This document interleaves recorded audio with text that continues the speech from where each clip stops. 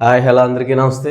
నిన్న జరిగినటువంటి ఎపిసోడ్లో వాస్తవానికి ఏమీ లేదు. అసలు వాస్తవం చెప్పుకోవాలంటే అసలు ఏమీ లేదు. చిన్న టాస్క్ ఇచ్చారు బిగ్ బాస్ వాళ్ళు. ఆ టాస్క్ సంబంధించి వాళ్ళకి తగిన స్థాయిలో వాళ్ళు పెర్ఫార్మెన్స్ చేయడం జరిగింది. అయితే అందులో కూడా కొంతమంది పర్టికులర్గా వాళ్ళు ప్రూవ్ చేసుకున్నారు. అందులో ముఖ్యంగా చెప్పాలంటే మాస్క్ మ్యాన్ హరీష్, హరీష్ చాలా నిజంగా వాస్తవం చెప్పాలంటే తన మార్క్ చూపించాడు. కానీ తనలో కూడా కొన్ని నెగిటివ్స్ ఉన్నాయి, అది తర్వాత మాట్లాడుకుందాం. హరీష్ తర్వాత మంచిగా పెర్ఫామ్ చేసింది ఎవర్రా అంటే 100% మనం చెప్పుకోవాల్సింది ఇమ్మాన్యుయల్. నిజంగా సూపర్. నిజంగా ఆయనకి స్కోప్ లేదు, ఆ స్కోప్ లేకపోయినా సరే ఆయన మామూలుగా ఇమ్మాన్యుయల్ కల్పించుకొని మరీ తను ప్రూవ్ చేసుకోవడం జరిగింది. అయితే వాస్తవం చెప్పుకోవాలంటే అందులో అసలు ఏం లేదు, ఎటువంటి టాస్క్లు లేవు, ఏం లేవు. జస్ట్ ఫుడ్కి సంబంధించి మాత్రమే టాస్క్ ఇచ్చారు కాబట్టి అందులో ఎవరికి పర్టికులర్గా స్కోప్ రాలేదు.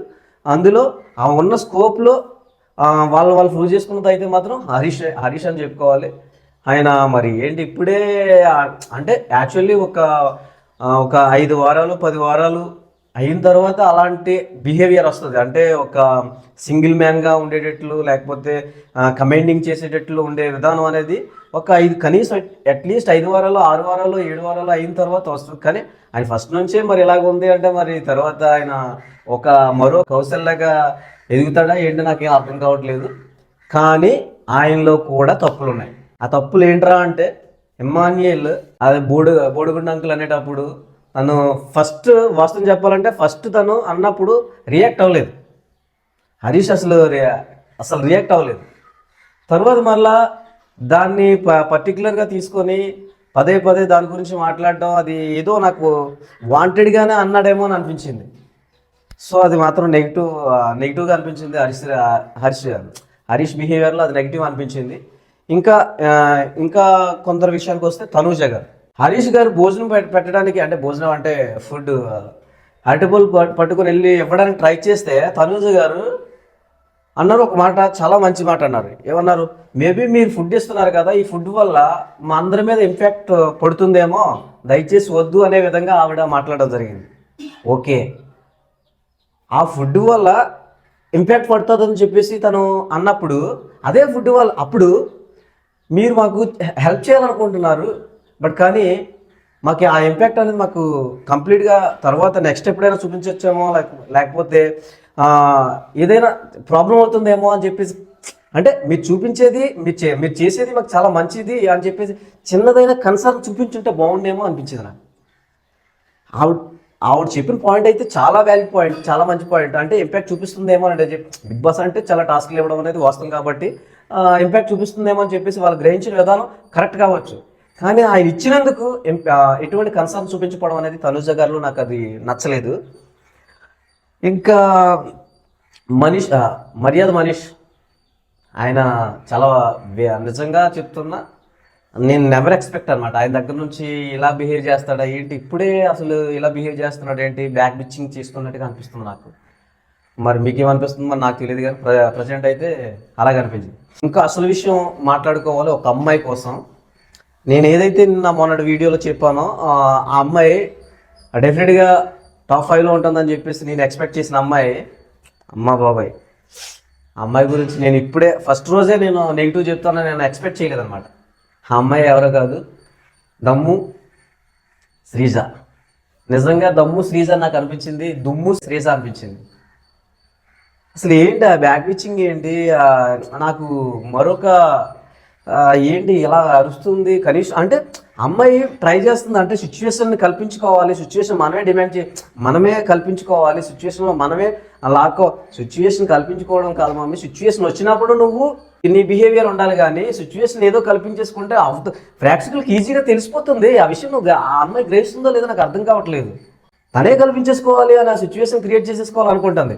క్రియేట్ చేసుకోవాలి, వాంటెడ్గా చేసుకోకూడదు. చిన్న సందర్భం వచ్చినా సరే సిచ్యువేషన్ క్రియేట్ చేసుకోవాలి. అమ్మాయికి అర్థం కాలేదేమో నాకు అనిపించింది. అంటే ఇంకా ఇన్మెచ్యూర్డ్గా ఉందేమో అనిపించింది.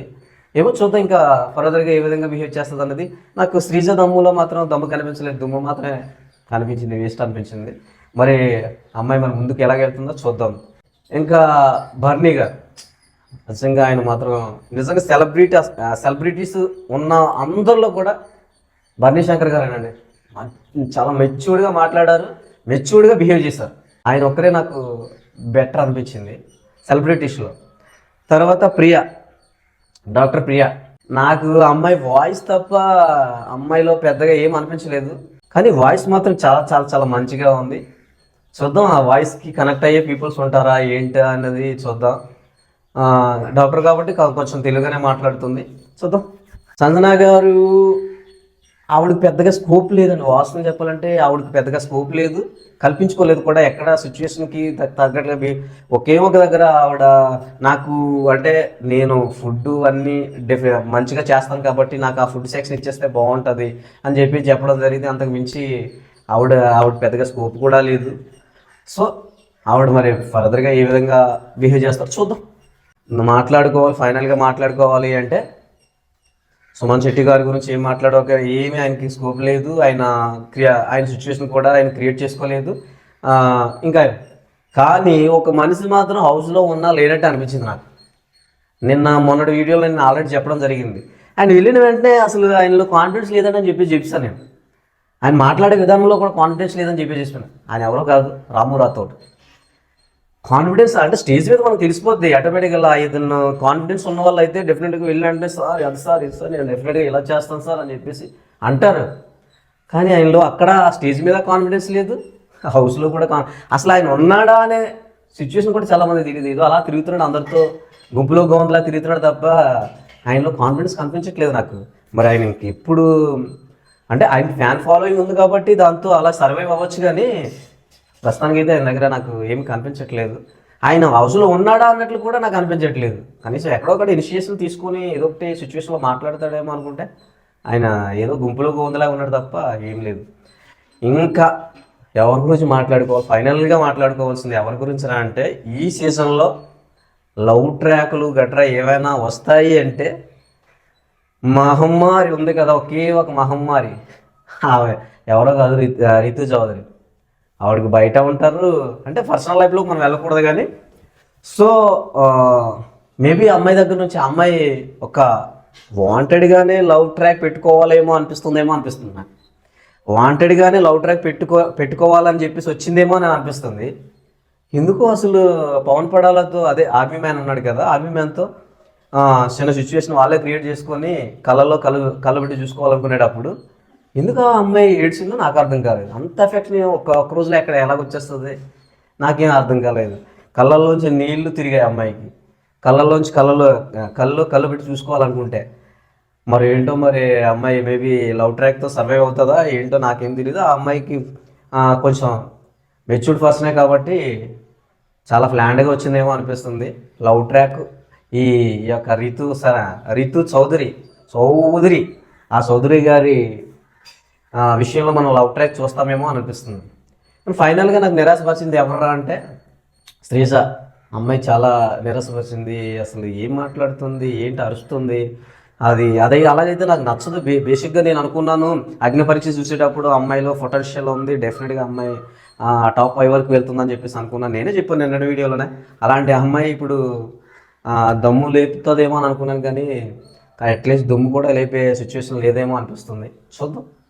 ఈరోజు వచ్చే ఎపిసోడ్ మీద రేపు ఉదయాన్నే వీడియో వచ్చేస్తుంది, చూసేయండి. నా రివ్యూ అనేది చాలా జెన్యూన్గా ఉంటుంది. ఎవరిని నేను ఫాలో అవను, నా మైండ్ని మాత్రమే నేను ఫాలో అవుతా.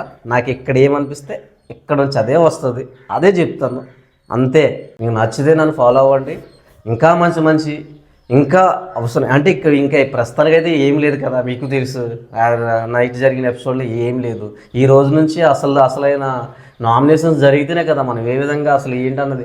నామినేషన్స్ కూడా మనకి డిఫరెంట్గా ఉంటాయండి, చూసేయండి. మమ్మల్ని సపోర్ట్ చేయండి.